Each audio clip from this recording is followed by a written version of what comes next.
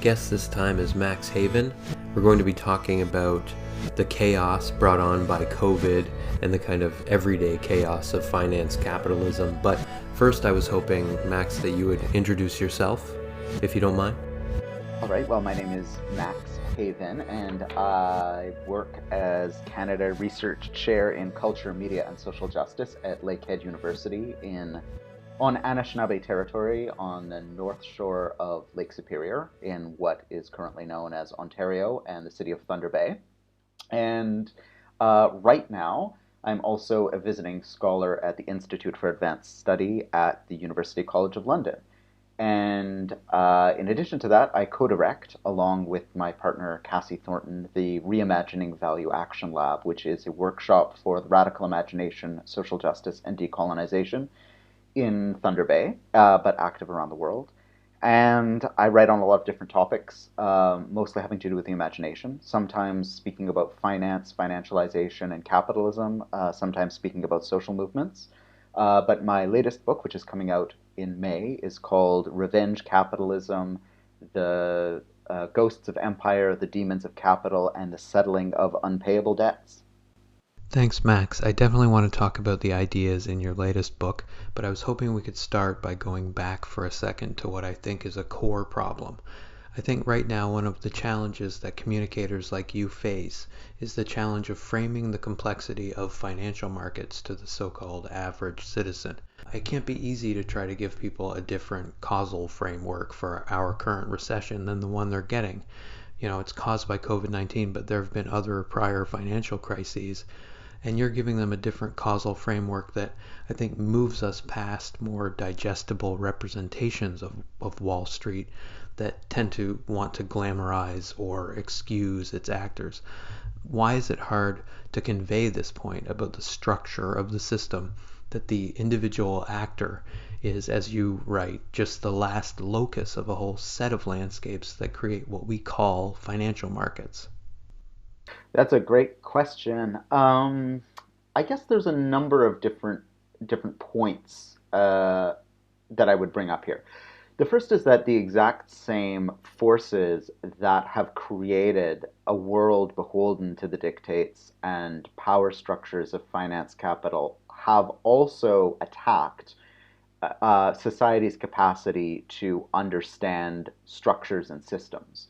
So we have, for instance, the financialization of many, many spheres of the economy, but including, for instance, news, including publishing, including culture and media, including film, television, including fiction. And that force of sort of neoliberal capitalist pressure, I think, has meant that there's been a gravitation over the last century or more away from supporting the development of frameworks of storytelling and sense making that would allow us to see and have terms for understanding structures and systems, and increasingly towards ones that fixate on individuals and a specific type of individual, which is essentially whether they're involved in the spheres of economics or not, Homo economicus, which is to say the self-empowered, competitive individual who strikes out in the world and seeks their fortune, which is ultimately the hero of practically every Hollywood film, whether it's a romantic comedy or a superhero movie or a zombie movie or what have you. We have this idea that individuals make the world and not societies and not communities. And in fact, societies and communities are inhibitions or barriers or problems for the individual. So in a certain sense, the financialization of our main technologies of storytelling have robbed us of the ability to tell better stories about the forces that impact our lives. The second thing I would say is that the financial system is, on the one hand, very, very complex, on the other hand, very, very simple. The simple side of it is it's just the latest mechanism by which the wealthy and the powerful continue to entrench and defend their wealth and power, and basically create an ideological structure that makes the vast majority of us who are not enriched or empowered by that system think it's our fault for our failures. The financial system, realistically, if you don't count people's investments in their pension plans, somewhere in the range of only 5 to 10% of even the richest societies on earth, like Canada or the United States, have any meaningful investment in stock markets. So the financial system is really there to enrich a very small percentage of the population. And of those 5 to 10%, only the 1% of that smaller percent of society is actually really like raking in the big bucks. So this idea that somehow the stock market is a reflection of society, and we all have a share in it and a stake in it, is deeply mistaken. In real terms, if we looked at the financial system from Mars, it would essentially look like a plot by which the wealthy and powerful defend their privilege and power. That said, I am among those critics who have tried to suggest that finance and financialization isn't just and can't simply be reduced to this kind of scheme or plot of the rich and powerful to fox the rest of us and sort of create a glamorous representation of their own class reproduction. I've been among those, very much inspired by my late advisor, Randy Martin, who was a professor at New York University, to say that, in fact, financialization is something that relies upon a fundamental transformation of society, a fundamental transformation of everyday life, and a fundamental transformation of the subject and its communicative and connective capacities. Martin was also a scholar of contemporary dance, so he looked at the way in which this was making itself felt, both in professional artistic dance, but also in the sort of quotidian or everyday forms of movement that people were practicing. So things like skateboarding or beatboxing and hip-hop dance in streets in gentrifying and financialized cities. I've looked at it in terms of popular culture, in terms of children's play with certain games like the Pokemon franchise. I've looked at it in popular film and what that speaks to, what financialized representations speak to in us.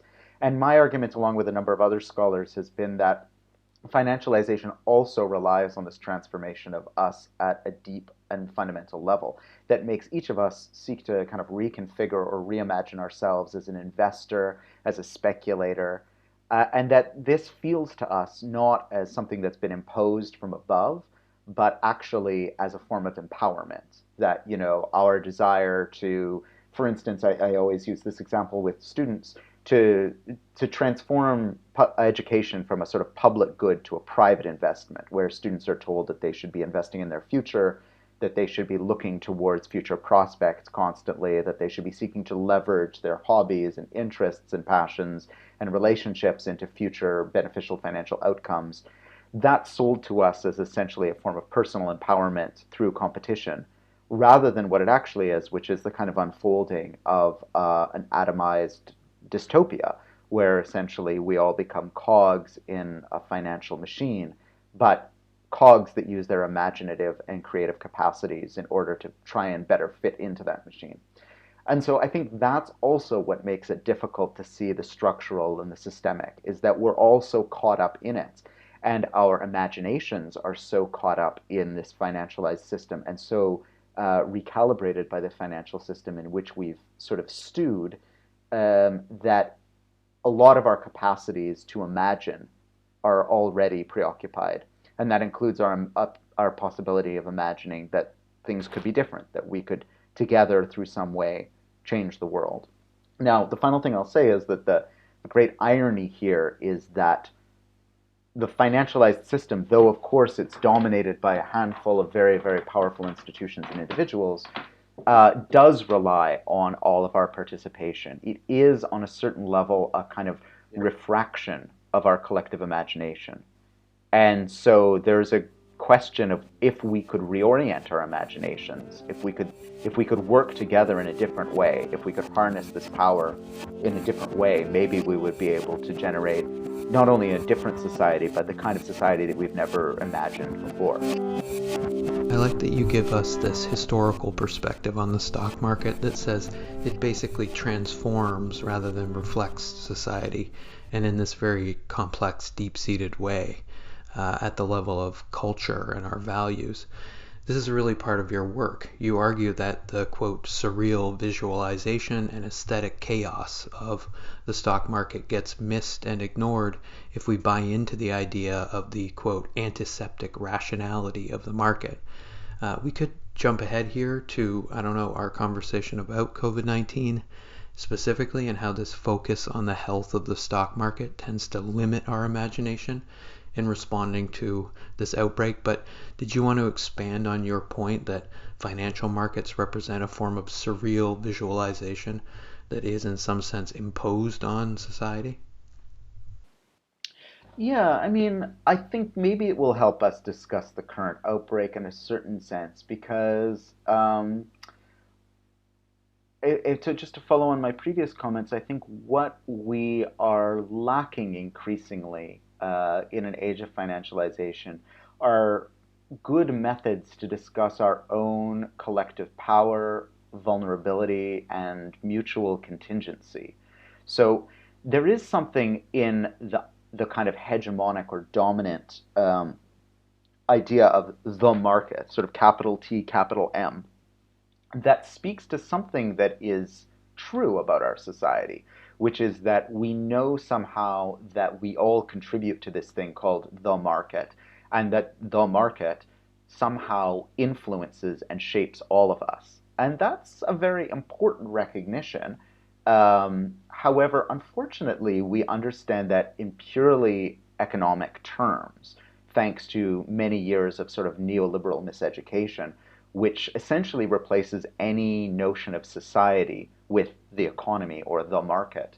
And we do need metaphors and methods for talking about our collective power and also our individual contribution to collective power and the way in which we as individuals are shaped by that collective power. We are desperately in need of that language.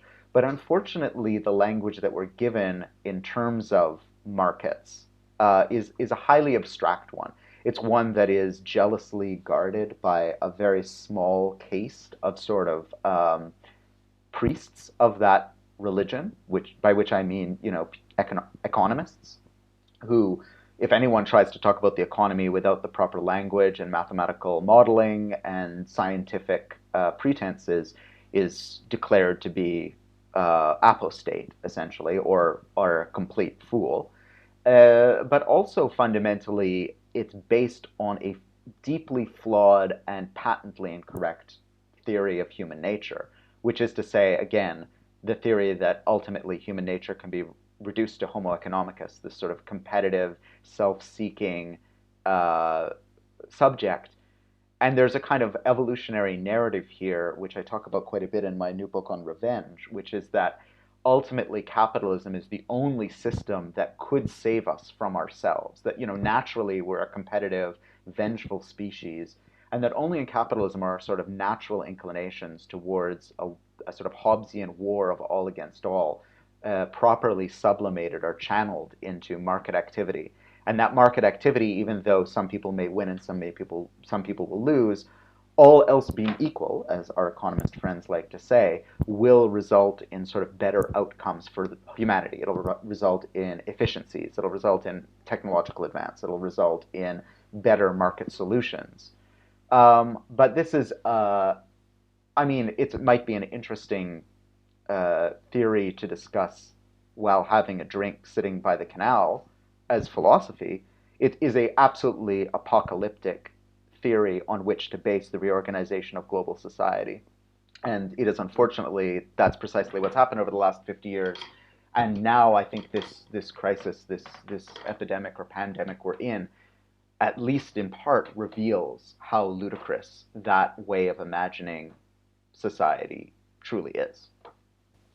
I agree. This is why COVID feels unique to me, especially when you look at it alongside other urgent, large-scale risks to public health. It's straining the public's confidence in an already tenuous system that especially doesn't seem to function in this moment as a means of saving lives by flattening the virus, as they say. So I think what's different in a way is that this is a crisis we can't ignore, right? Most of the time, as you've argued in some of your recent work, poverty-driven epidemics, and that's what these emergent viruses are. They're epidemics of poverty and accelerated by poverty. They get largely ignored, or at best, as you put it, they're framed as threats to the future profitability of companies or to a nation's immediate economic stability. But this pandemic is exposing the fact that all things are not equal. It's not a random event. So in this moment, when a virus seems to threaten the very roots of social life, what do you feel people are gravitating toward as an alternative to the competitive capitalist model of society? I think we're already beginning to see that the state as as an institution or set of institutions distinct from the market, which have been entangled throughout capitalist modernity, but still retains some degree of autonomy, is sort of emerging. And the state declares its job in this crisis to be the care of the population in a biopolitical register rather than care of the market. And so we're in a strange dream state of capitalism now, a strange kind of interregnum.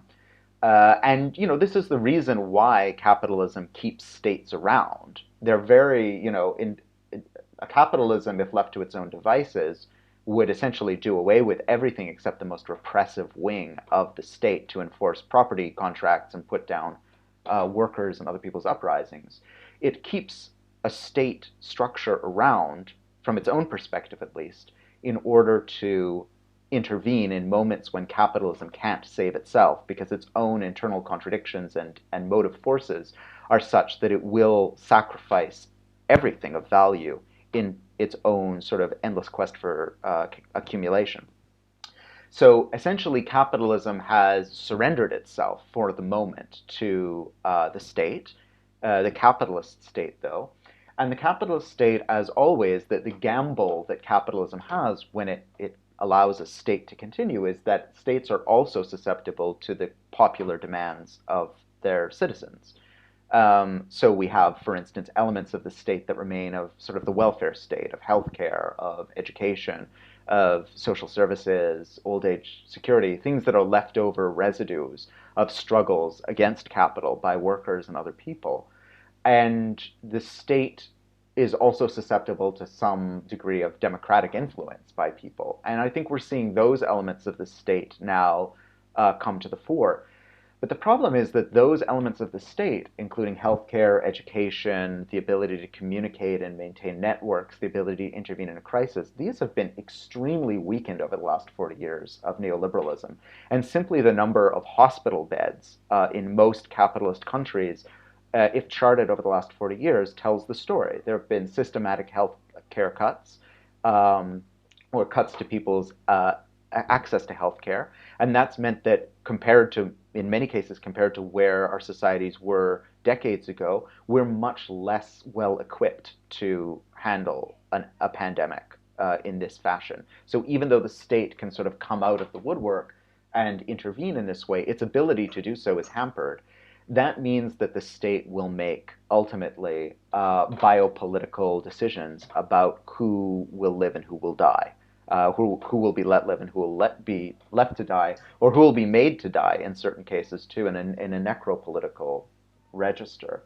And I think that means we're in an extremely dangerous moment, and we're already seeing what that moment looks like in places like Italy, where doctors are being forced to make extremely difficult choices about who will be given ventilators because the healthcare system, after years of cutbacks and austerity, now a decade or more into the Eurozone crisis, has really done a number on that country's capacities to care for its population. Now, that's sort of part one. The part two is, I think what we're seeing, so just to summarize part one then, I think what we're seeing now is that capitalism, and this is a point that has been made quite clearly by someone like Karl Polanyi even decades ago, that capitalism requires society to defend itself from capitalism, or else capitalism destroys society. So there's sort of self-defense mechanisms that capitalism has to allow within it, like, for instance, the welfare state, or the way in which the state can sort of come in and suspend the market for a minute. And we're seeing now, again, this moment, and I think that will lead to an opportunity during and after the crisis to make more demands for the carrying capacities of our common wealth together, whether that takes the form of government services or something perhaps more horizontal and commons-based. Now, part two is that I think what's being revealed is that the market never cared about us to begin with, despite claims that it would lead to us all to be happy and successful and safe, and that the state increasingly can't be trusted in and of itself to care for us, that it's going to ultimately make decisions and has made decisions that are about empowering and enriching the market and capitalism rather than the people.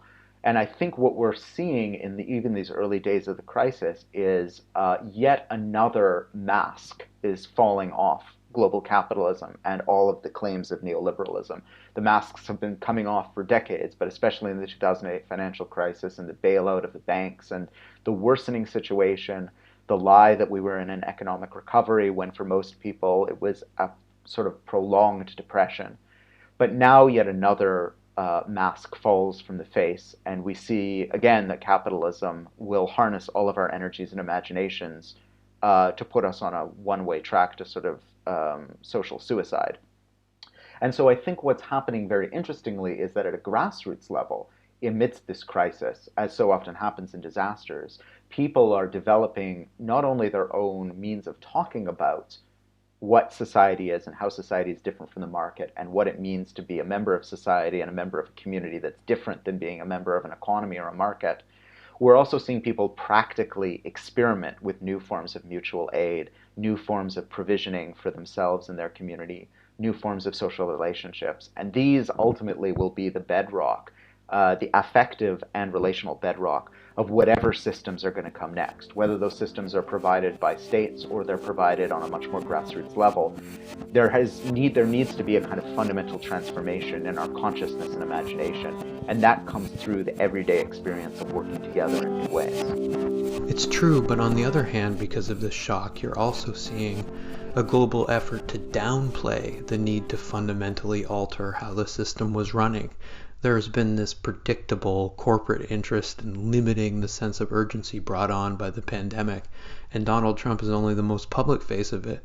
Even the World Health Organization hesitated to declare this event a pandemic because of prior criticism that overreaction to emergent viruses in the past caused market disruption. So my question is, should we be worried about this kind of economic disruption? How can we think differently about this crisis? Do we want, markets that never cared about us to be able to absorb this crisis and just live on? Now, these days, my thinking is that capitalism, in a weird way, can survive almost anything. And it's because of the particular adaptability structures of capitalism. The one thing it cannot survive is a mass withdrawal of its lifeblood, which is people's energies. So if everyone refuses to work, capitalism cannot sustain that because ultimately it is a system for coordinating and reaping the benefits of humanity's social cooperation. So when people refuse to cooperate under its terms, that is the kind of key thing that capitalism cannot survive. Almost anything else it can survive. And the reason is that in spite of how the system can appear to be in the hands of a small number of oligarchs and a very sort of cloistered political class, capitalism is fundamentally driven by competition. So, in fact, when capitalism undermines its own capacity for competition, things start to go haywire. So, you often have the question, well, why aren't more capitalist states authoritarian? And we are seeing the rise of increasing capitalist authoritarianism, especially in the United States or countries like India or Brazil or Turkey or Hungary. But the reason is that what gives capitalism its force and its movement and its incredible dynamism is that it's driven by many, many different capitalist actors and firms and entrepreneurs competing with one another in order to try and capture market share. And from a Marxist perspective, not just capture market share, but what's sort of underneath market share, which is sort of social labor power, surplus value, so to speak. But we won't get into the weeds around that. But as a result, what it means is that, like, unlike any other system, which might be beset by a huge crisis, like, let's say, a plague besets the feudal system in the Middle Ages, or some sort of natural disaster besets a theocracy in some other age and epoch, capitalism responds extremely quickly because it can rely on almost everyone within it undertaking competitive entrepreneurial activity in the wake and during that crisis.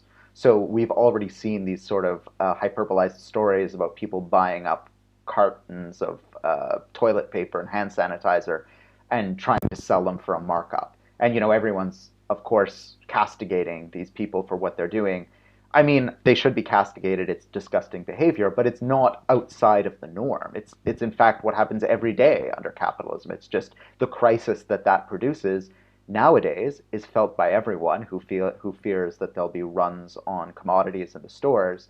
Whereas in everyday life, when we don't have a pandemic, that kind of hoarding behavior, for instance, of necessary pharmaceutical drugs like insulin or EpiPens, simply is a crisis for the poor in our society, and therefore nobody cares. But to return to the main point, essentially, capitalism is so resilient because even if it means that certain corporations over the next few months of this self-isolation period and slowdown in the global economy, even if some major firms crash, even if some billionaires end up, homeless on the street, there's an infinite number of people who are willing to take their place. There's an infinite number of people who are willing to start new corporations. It'll mean a slowdown in the capitalist economy, but as long as we don't overthrow that economic system and replace it with a different economic system, there will be new winners to make up for the losers. Unfortunately, that's not going to mean that society is going to be any better for it. I mean, I actually suspect that we can anticipate that the capitalists who survive this crisis and the major firms that survive this crisis will have incredible power, both during and after this crisis, to force governments to implement even more neoliberal policies. Governments right now are borrowing trillions of dollars from banks, which as soon as the crisis is over, they will demand be paid back. And that payment will be made by society at large. It'll come in the form of further austerity unless we fight back against it. Capitalist firms and individual capitalists and capitalism as a system will do everything it can to cling to life. But their life and its life means essentially our death, either fast or slow. So I guess this is a long answer to your question to simply say I'm a bit skeptical of claims that this crisis will do in capitalism. I hope it does, but it's going to require a huge level of mobilization on the part of society. And let me just finish by saying what that mobilization would look like, for instance. It would look like huge social movements that would be willing to shut down whole cities, transportation, logistics grids, in order to demand that the cost of this crisis not be borne by the people. It would mean demands, for instance, that banks be allowed to go bankrupt or be nationalized outright by governments. It would mean the insistence that many of the emergency measures that have been taken already in many countries in the epidemic or in the pandemic be continued and be normalized. And that includes suspension of rents, suspension of mortgages, suspension of debt payments, commandeering of major industries, and essentially public control of the means of production. It will mean essentially that there need to be massive historical movements that insist there will be no return to normal. And we will want to basically see in some way the emergency become an opportunity to completely reconfigure society and the economy. I mean, to be a little hyperbolic, C.L.R. James once famously said in his analysis of the Haitian Revolution that the revolution isn't safe until the bourgeoisie are running for the hills. By which he means essentially as long as the capitalist class and their interests remain empowered and enabled to carry on their work, they will come for their revenge.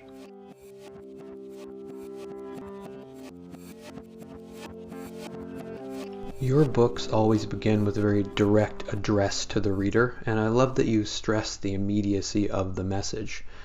Despite the fact that you're sharing a book with the world, and a book tends to have these connotations of permanence, posterity, you tell your readers at the beginning of your books that they are in the middle of a war, that you want revenge, all of these very timely things. And I wanted to ask you about how you think about tactics of communication. Marina Vishmit makes this claim that too often one of the problems with oppositional engagement strategies, the reason that they don't gain traction, is that they assume the thing they're trying to produce, critical, oppositional, self-governing people. I guess my question is, how do you create ideas that are radical and relatable? That's a really interesting question. It's one I've been thinking about a lot writing a book on revenge, which is a dangerous topic to broach because revenge is a horrible thing ultimately. And you don't, my book ultimately declares that we need to approach capitalism with a kind of an avenging spirit rather than a revenge spirit. But that distinction is admittedly subtle, and the last thing anyone wants to do is sort of loose the Pandora's box of revenge politics. They've done horrible things in the past. Um, I guess on some level, I I would have my thinking is changing a little bit on this, and it's changing in light of something I think we hope to discuss in this, which is the incredible uprising of the Wet'suwet'en people, and along with them in the Canadian context, the incredible solidarity efforts of both Indigenous and non-Indigenous people for the Wet'suwet'en land reclamation movement. Um, and I think what I realized or recognized in that moment is listening to a lot of the younger people who were on the front lines, who were barricading streets and railways. A lot of the things they were saying were terminology and ideas and metaphors and frameworks of analysis that many of us had been thinking through and working through in the fields of critical race theory, indigenous studies, cultural studies, and sort of the critical analysis of capitalism over the last 20 years.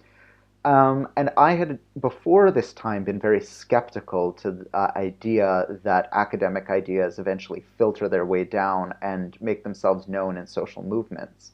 But I see some merit to that position now. I think it has a lot to do, however, not with the kind of natural flow by which ideas generated in the most abstract spheres of society, which is to say, the ivory tower of academe, sort of naturally percolate their way down to the grassroots. I actually think it has much more to do with a couple of generations of scholars who have also explicitly and avowedly been activists and social movement organizers as well, and have had sort of one foot in each of those camps. And that I think has allowed for the generation of a set of ideas that are flexible, not doctrinaire, but that actually give some explanatory force and some strategic information to movements, and create like real actual substantial connections between people who are trying to figure things out, who have the time and space and resources to do so in university contexts and other contexts as well, and those people who are sort of struggling on the ground.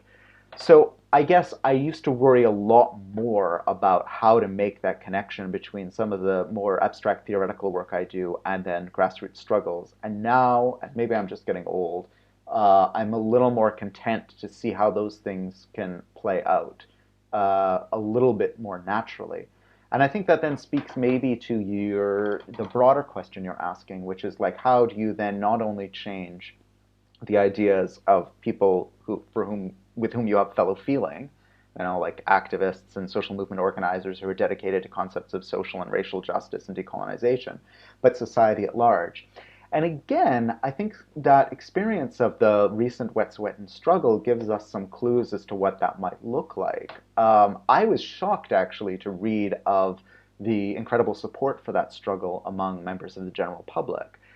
In opinion polls, but also people writing into newspapers or commenting on the street in news stories. There was, of course, a huge right-wing reactionary backlash, which can be predicted, especially in a settler colonial state like Canada, which has always, been based on sort of a racist revanchism on some level. But the amount of support was also very impressive, and I think that also speaks to a level of literacy that activists and scholars and theorists, not both within and outside of the university structures, have been able to encourage in society at large. And that's making me want to revisit some of my ideas and theories about how these things connect to one another. Because I don't want to sort of echo this idea that it sort of happens in any way automatically or naturally. I think it happens through specific ways, but maybe those ways are changing. Now, the final thing I'll say is that on this topic at least, is that I think we are now in a brave new world, which you yourself are experimenting with here with this podcast, whereby theorists, so to speak, can engage with the public on unprecedented levels. And I think we've seen a first wave of that, which was really dominated by the far right, by the likes of, Jordan Peterson or Ben Shapiro or Breitbart News or, this Alex Jones, the whole right-wing media sphere, which has literally toppled governments and also empowered and enraged murderous politics, mass shooters, for instance, who get addicted essentially to this material and then use it as a justification for basically taking their revenge on society, which is horrifying. I think what we're seeing even in the last few years is that the dial is maybe turning back in a certain direction, and we're beginning to see those who have an interest in decolonization and in racial and social justice begin to retake some ground and develop interesting ways of reaching people. But that, I think, is still very much in its infancy. And the question for me is, how do you imbue a YouTube clip or a podcast with the kind of rigor and tolerance for ambiguity and imperative for hard, difficult thinking that the text has, and the book and the sort of essay has afforded us throughout modernity.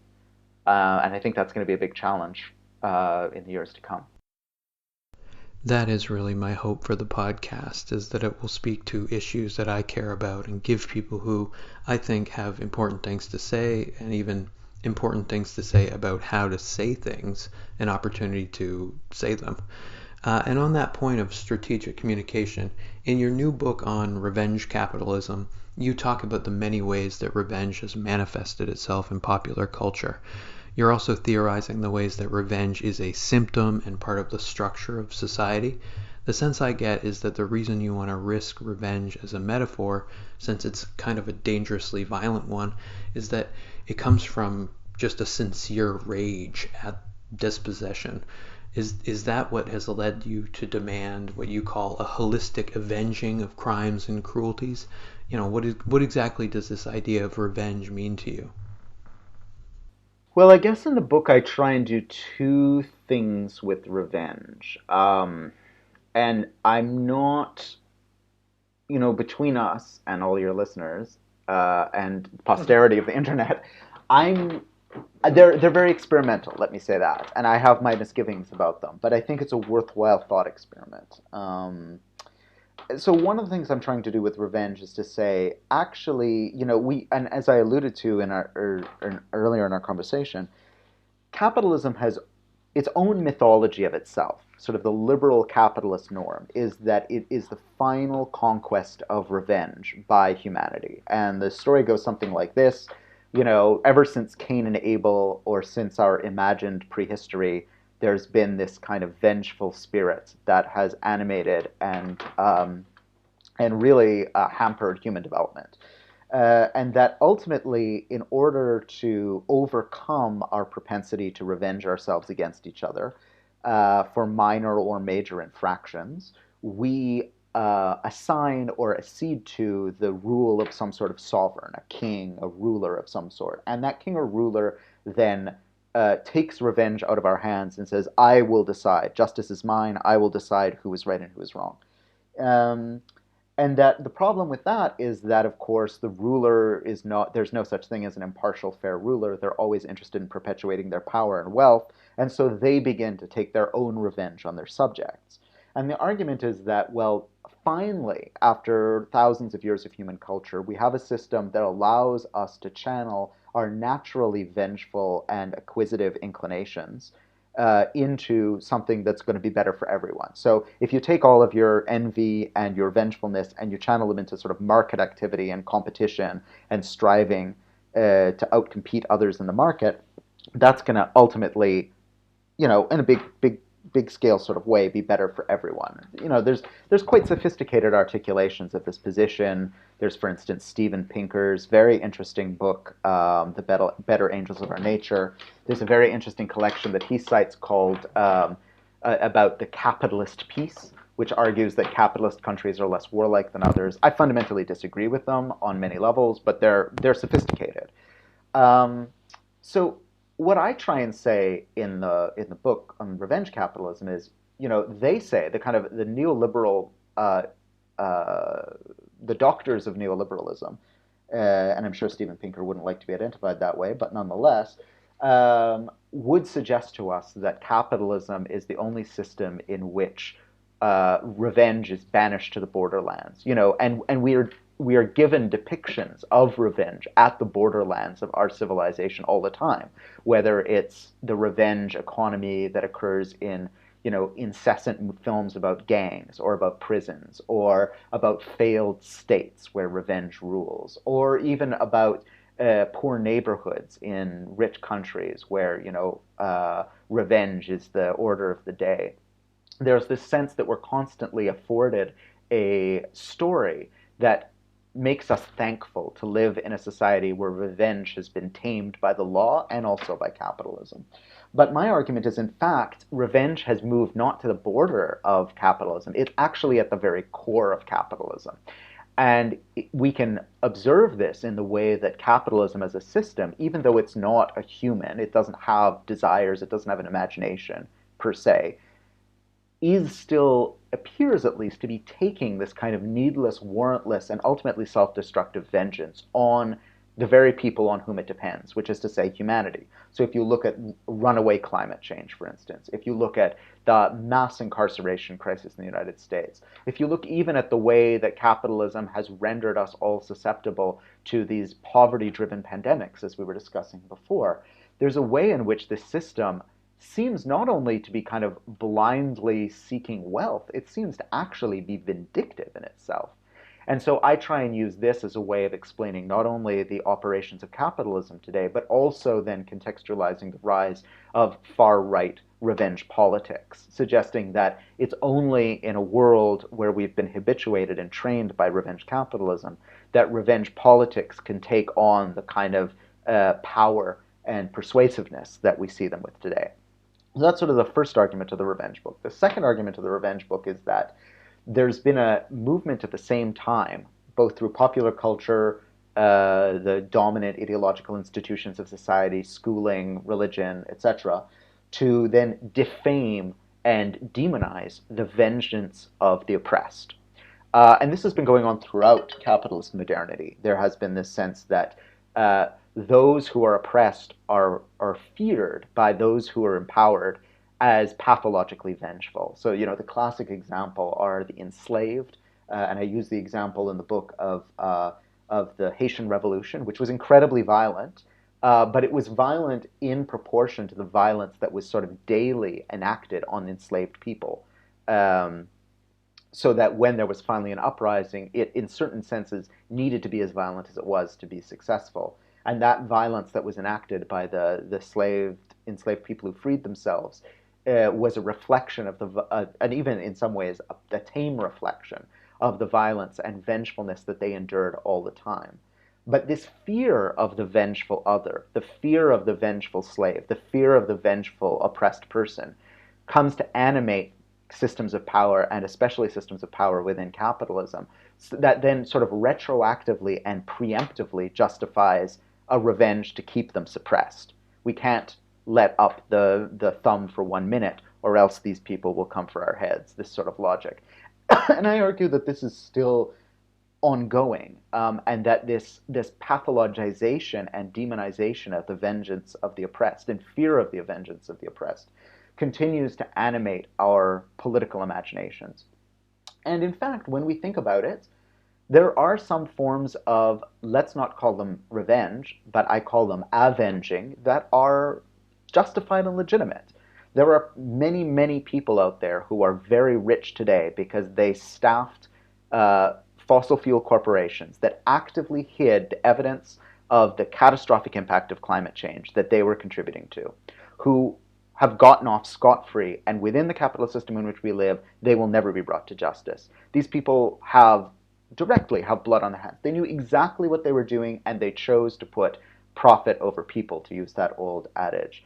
There are so many actors in our society who have knowingly, willingly, and with intent done incredible harm, who are today still being rewarded by this system. We could think of even of Tony Blair and George W. Bush, just to name two examples, but across the political spectrum in many countries. We know that within this system, these people will not be brought to justice. There's a way in which we could ask for revenge. We could see these people on trial, we could see them executed, but I don't necessarily think that's particularly useful. Because as I've mentioned earlier in our conversation, the amazing and terrifying thing about capitalism is every single person within it is completely and almost immediately replaceable.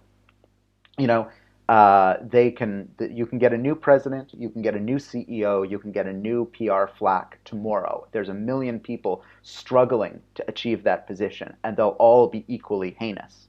So an avenging imaginary, as I describe it in this book, is and this sort of thought experiment is to say, what would it mean to take a perspective, an abolitionist perspective, which is to say that we recognize that we not only need to take revenge on particular individuals who've caused such pain and such chaos. In fact, that revenge may be counterproductive in certain senses, but rather we need to avenge ourselves upon the system that so empowered, enabled, enriched them. We need to abolish those systems that gave them the ability to cause the harm in the first place, not so we can put a new ruler on the throne and give him the mace of the state, or not so we can elect a new CEO who is going to, smile and cry and, give someone a hug like Justin Trudeau. Rather, so that we can actually abolish the system that enabled the violence to take place in the first place, that enabled the revenge of the system itself. And so I think these two things in some way have to go together, the sense of understanding systems can be vengeful without anyone necessarily intending it or wanting it to be that case, and that we need to think through revenge much more carefully and avoid this kind of knee-jerk reaction to revenge, which I call reconcilophilia, or the love of reconciliation.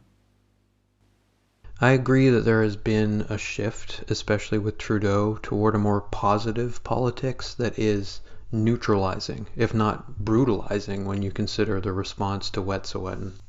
This is why the radical abolitionist perspective you've articulated is important. The avenging spirit is about attacking complacency. It also, I think, complicates the kind of revenge politics we're seeing play out where, for example, the companies at the center of the opioids crisis are being publicly taken to task, shamed, punished, and so on. But in that moment, still, you're right to point this out. In your, you've spoken recently on this subject. There's a piece missing, right? The racial justice perspective is missing, and pain is, of course, not a thing we can just abolish, but we can radically reform or abolish the system by which we treat pain. And so, I wanted to ask you, why don't we get a stronger sense of how important the racial justice perspective is to the whole picture of the opioids epidemic? Oh, I mean, it's such an interesting and terrible and sad puzzle to think through. So let me approach it from a couple of different angles and try and bring them together. The first angle to say is that, yes, as you say, it is a different epidemic, but it's also best compared to other drug scourges that have plagued the United States in recent memory. And these include, for instance, the spread of crack cocaine, and the spread of heroin within mostly Black and Latinx communities in the United States over the past 40 years, which essentially have been greeted by the American state, if not with indifference, then with a kind of sick glee, because essentially it neutralized many of the most radical elements of those communities, and allowed for incredible levels of police repression. So, in comparison to a moment where both sides of the mainstream American political spectrum are sort of competing with one another to show sympathy for what they imagine to be the largely white, rural, suburban victim of the opioid epidemic today, which has so far claimed at least 500,000 lives in the last decade. I mean, it's a huge number of people. In comparison to that sympathy, we have to compare it to what occurred with very similar narcotics in other communities in the past. The second thing to say about it is perhaps that the reason why the face of this opioid epidemic is so white, or at least appears so white, and it should always be mentioned that many, many people of color in the United States also suffer opioid dependency. But the reason that it appears so white has a number of very important sociological factors. One of them is that white people typically who are at most high risk of addiction, which is to say people in deindustrialized or post-industrial landscapes like Appalachia or the Rust Belt or certain areas in Florida and throughout the Midwest, many of these folks have, or someone in their family has, either some form of medical insurance that includes pharmaceutical care, or they've been declared disabled and therefore have access to certain forms of limited state-funded pharmacare. And this has become the tendency that when white people are essentially surplused or abandoned by the capitalist economy within the American racial capitalist milieu, they are declared to be sort of temporarily idled as disabled, or have this kind of ennobling notion that they have essentially they're the victims of the capitalist system on some level, which indeed they are.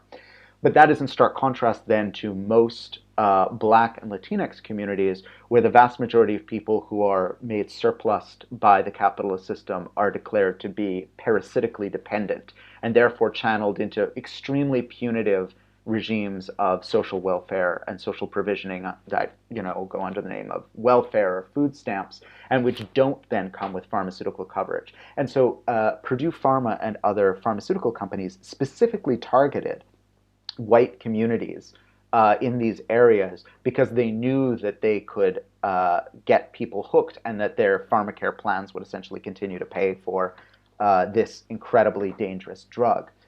But then there's another aspect of it too, which is that it turns out the sociological and epidemiological evidence seems to strongly indicate that on the whole, doctors tended to disbelieve Black patients' reports of pain relative to white and other ethnic patients. And this follows in a long tradition in the United States of really gruesome and horrific medical experiments on Black people based on the idea, and also to justify the idea, that Black people, because they were considered to be by many to be subhuman, that they didn't feel pain as intensely or in the same ways as non-Black people, which is a horrific presumption to make, and one that has caused incredible undue hardship. So Black patients who would go in presenting the same symptoms and with the same complaints as white patients would, all else being equal, much less frequently be prescribed prescription opioids and therefore not fall into dependency in the same way that these white patients did.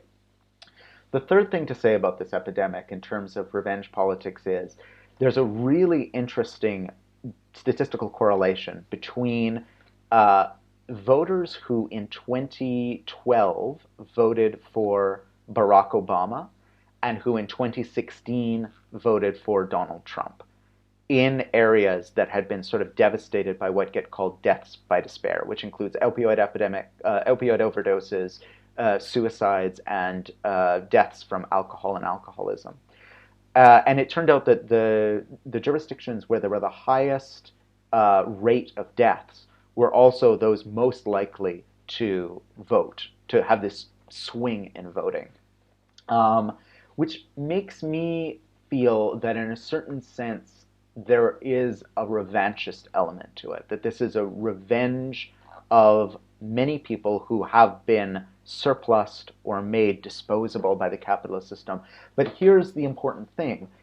There's a number of very interesting theories that suggest that for most black and racialized people in the United States, such abandonment and surplusing and disposability has been so long the norm that it doesn't generate the same kind of revanchist fervor as it does within white Americans who, or at least over the last few generations, of a kind of white supremacist Keynesian set of economic policies and their afterlives, have come to expect that they deserve more. And they do, in fact, deserve more. Everyone deserves more.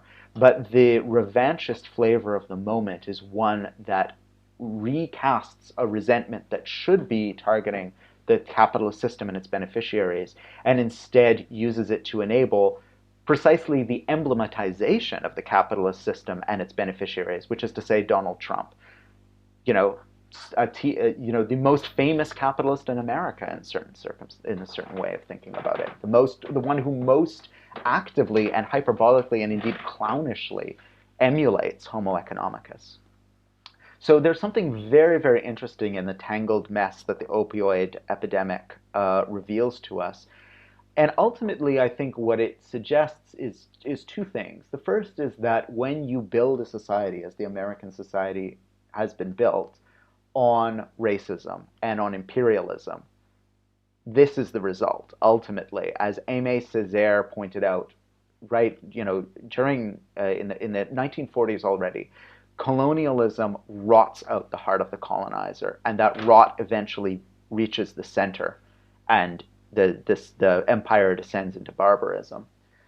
And the second thing is that when you build a system where all social ills are recoded as individual pathologies, you essentially create a society that is, in a certain sense, blind to a certain kind of pain. We understand individual pain well. We understand that you can be in pain, and in fact, it's that pain that people were feeling, psychological pain and physical pain, that the prescription opioids were engineered to treat. But we don't have a language yet for describing sociological pain. That is to say, pain that we experience collectively. And that's essentially what so many people are feeling now, including those in Rust Belt, Appalachia, and other places who voted for Donald Trump and are, suffering high rates of deaths from despair and opioid addiction, including everyone in a society that is fundamentally broken and destructive. And we need a new language to think through what pain is and how it can be experienced as a common phenomenon and not just something that affects the individual body and mind. And I think that's in some way imperative, and it's why it's been so central to my thinking about revenge as well in this book.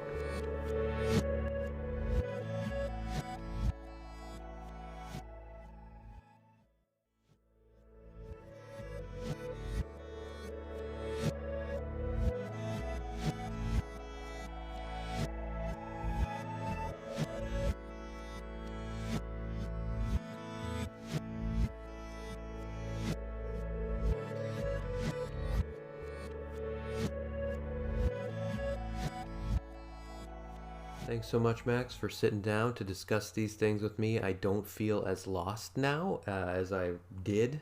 It's been a great pleasure.